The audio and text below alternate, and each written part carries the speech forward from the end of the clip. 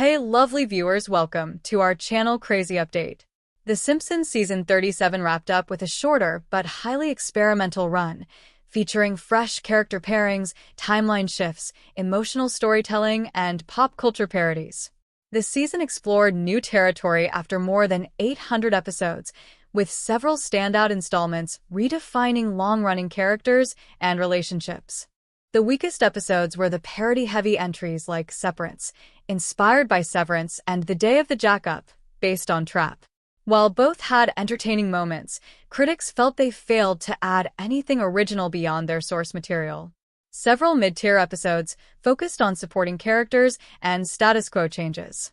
Superintendent Chalmers became a beauty mogul in a bizarre radioactive slime storyline, while Patty and Selma experienced major personal changes in Aunt Misbehavin'.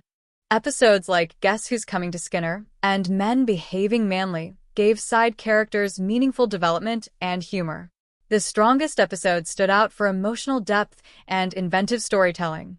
Para-hormonal Activity explored Bart and Lisa as teenagers in a near-future timeline, while Irrational Treasure, the show's 800th episode, mixed adventure with heartfelt moments involving Santa's Little Helper. Bart and Frink surprised viewers with a touching friendship between Bart and Professor Frink, and The Fall Guy paired Homer with Bumblebee Man in one of the season's funniest adventures.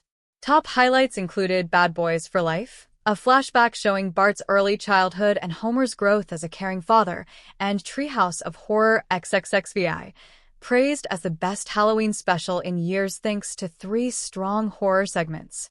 The season's best episode was considered Homer, a Cracker Bro, which centered on Homer and Kirk Van Houten's friendship, mental health struggles, and emotional redemption. The finale combined heartfelt storytelling with some of the biggest laughs of the season, ending season 37 on a powerful note. The Simpsons has officially wrapped up season 37 with its final episodes, and now it's time to look back on every episode of the season to find out which is the best of the best. The Simpsons kicked off the first of a massive 4-season renewal last year as it showcased a lot of new episodes that offered up fun twists on the status quo and other character dynamics after 800 episodes. It was an experimental season of the series for sure, and that's really clear now that it has wrapped up its run. The Simpsons season 37 is a lot shorter than previous seasons thanks to the changes in Fox's schedule and the probable release of more exclusive specials with Disney Plus in the future, and that means it's already time to look back on all of the episodes and figure out which really were the strongest offerings overall. Read on below for our ranking of all of the Simpsons season 37 episodes, and let us know which was your favorite. Severance might technically be the most timely episode of The Simpsons when compared to the rest of the season, but that's also what makes it the weakest overall. It's a full-on parody of the Apple TV Plus series Severance, and ultimately doesn't really find a new angle on it to take. While it does have a fun joke revealing that this workplace is just as draining as any other job and the second-person effect is just a result of being dead tired, it's just not that entertaining. It's jokes many others have made about the Apple TV Plus series before, and it doesn't really elevate the materials in any way. It just feels so flat compared to the rest of the season. The Day of the Jack-Up, unfortunately, also falls into the same pattern as it's a close parody of M. Night Shyamalan's Trap. This one has a bit more fun as Bart ends up becoming an online grifter buying all of the tickets for the Dome show that opened up in town, and ultimately is able to escape with his crime unlike the end of its source material. It's a fun episode for Bart, and while it doesn't really do anything special compared to its influence, there are some fun visuals as a result of the way it decides to come to an end. It's a fun Bart being rambunctious story. Superintendent Chalmers has been a secret weapon for The Simpsons over the years. Some of the most surprisingly effective episodes have followed Chalmers as they explore new aspects of his personality, and this one sees him being fired from the school before becoming a beauty product mogul by using the radioactive snail slime hidden in the power plant's pipes. It's an episode that ultimately puts him through a crisis of faith thanks to his success, and he ultimately realizes that he does want to help children in his career when everything is returned to the status quo at the end of it all. It's not the best Chalmers-focused episode as he doesn't really have a close dynamic with The Simpsons as seen in those other episodes, but it's a cute one. All kinds of shows have used the idea of the alpha male camps that have popped up in the last few years, and men behaving manly is the Simpsons' own take on it. Although it brings back Albert Brooks as the voice of its main counselor to great effect, it ultimately does follow the same kind of pattern we've seen from these kinds of stories elsewhere. The men in Springfield learn to be less of a jerk to their significant others, and the women ultimately run town much better without the men around. It's not necessarily groundbreaking for the show, but it does have some fun status quo shoutouts, such as the return of Moe's own significant other, Maya, who had been missing for years. Sashes to Sashes initially seems like it's going to tread previous ground as Bart runs for student council president again, but the real hook of the series is a new look into the Quimby family past. They have always been a big deal in Springfield, but we've never actually gotten a full story about their family history. This reveals how the mayor eventually became the mayor, and even revealed a secret aunt that Marge had who had never been mentioned before. It might not be the funniest episode of the season, but it makes it this high on the list for what it does for the ultimate status quo of the series, as fans have never gotten this kind of flashback before. It gets quite a bit done within its short runtime. Speaking of status quo shifts, fans probably weren't expecting any long-running characters to Patty and Selma to come out of this season. Aunt Misbehavin' digs into their relationship for the first time in quite a while, and actually results in a big shakeup for the duo. Patty got a makeover that was later confirmed to be permanent in a future episode, and even moved out of their shared apartment. This is another case of the episode not necessarily being the funniest of the season, but got this high on the list for how much it actually does within its runtime. It was a big change to some of its longest-running characters. Guess who's coming to Skinner? Much like Chalmers, Principal Skinner is a great side character that has gotten a lot of fantastic focus episodes over the years. Guess who's coming to Skinner takes this further when he ends up running into a boy who had been secretly living in the school.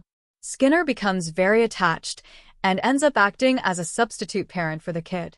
It doesn't really go the way you'd think when it all comes to an end, but it's the first close look at Skinner in this way we've had for quite some time. It's just a fun and breezy time, and helps in this era where Skinner has largely taken a back seat compared to before. Parahormonal activity. Parahormonal activity is an interesting experiment for The Simpsons as it heads to a point in time that has never been explored before.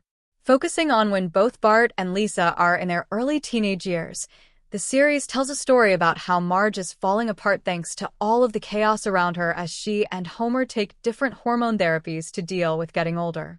It's not exactly the best future episode we've gotten overall, as it's not a look into Bart and Lisa's future, but best fits with the current identity of the series. Each character feels like a natural extension of their current selves, and there are a lot of fun sequences like when Marge destroys their fridge. It's a fun episode revealing a point in the timeline ripe for way more stories in the future, so hopefully this is the first of more to come. Irrational Treasure. As the 800th episode of The Simpsons overall, Irrational Treasure has a suitably epic story to tell.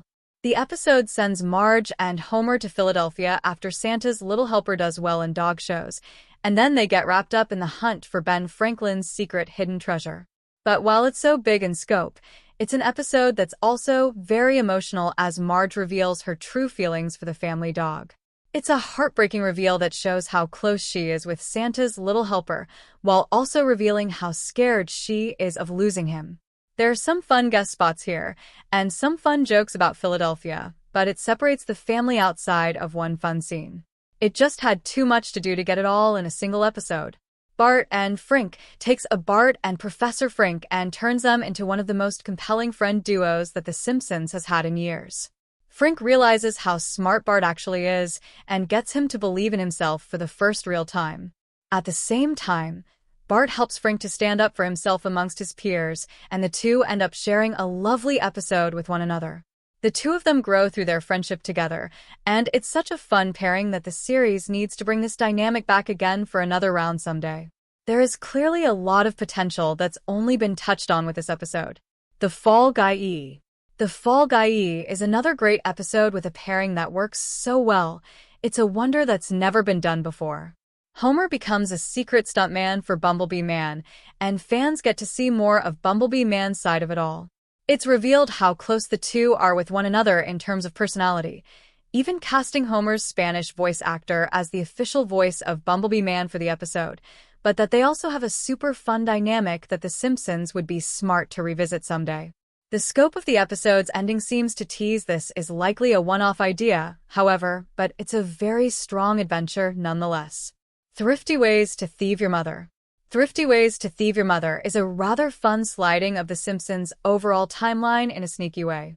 Lisa is inspired by Marge's old-school clothes and is popular in school thanks to these 90s designs, even if Marge attending elementary well before that point.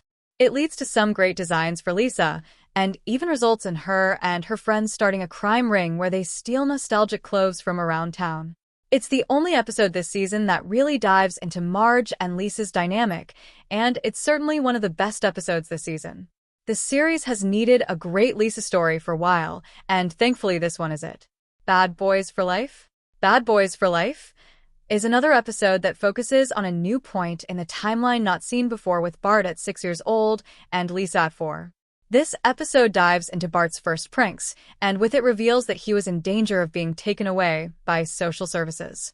It's a lovely look back into Bart and Homer's earliest years, and wraps up with a moment that serves as a reminder that Homer truly is a father that cares at the end of the day.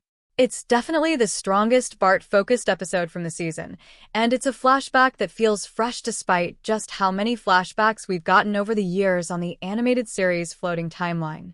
Treehouse of Horror XXXVI. Treehouse of Horror XXXVI is the strongest Halloween special that The Simpsons has had in years. It's 3 very strong segments, and each of them feels both unique and scary in terms of their ideas. You've got a massive fat that massacres the town, the devil kills a crowd of kids during a taping of the Krusty the Clown show, and an awesome CG animated segment that turns the world into plastic. It's just one banger after another without a weak segment to be found, and ultimately, it's just very fun. It's so strong that it beats out so many regular episodes, and that really says something considering all of the fun character work we'd seen throughout this season overall. Homer? A cracker bro? This might be recency bias, but The Simpsons Season 37 finale is the best episode of the season. Homer? A cracker bro brings Kirk Van Houten back to the spotlight when he's inspired by Homer to invent a crumbless cracker, and it's soon revealed that he's actually manic-depressive and has been taking medication for years in order to hide it. It's an idea fans might have seen in other shows, but it's actually well realized here as the Van Houtens do find a lot of success from the idea. The core of the episode is about the growing friendship between Homer and Kirk, and uses their history for a good result. There's a scene where the two of them go through their long past together and hope that their future is much better than their past failures. It's got a lot of heavy emotions to work through, and it does so with a lot of care when Homer and Kirk say goodbye to each other at the end. It's the best Homer has been in years, and has what end up being the biggest laughs from the season. In a season where we'd get a lot of unexpected pairings, it turns out this pairing was the strongest. Thanks for watching this videos. Please hit the subscribe button and give this video a thumbs up.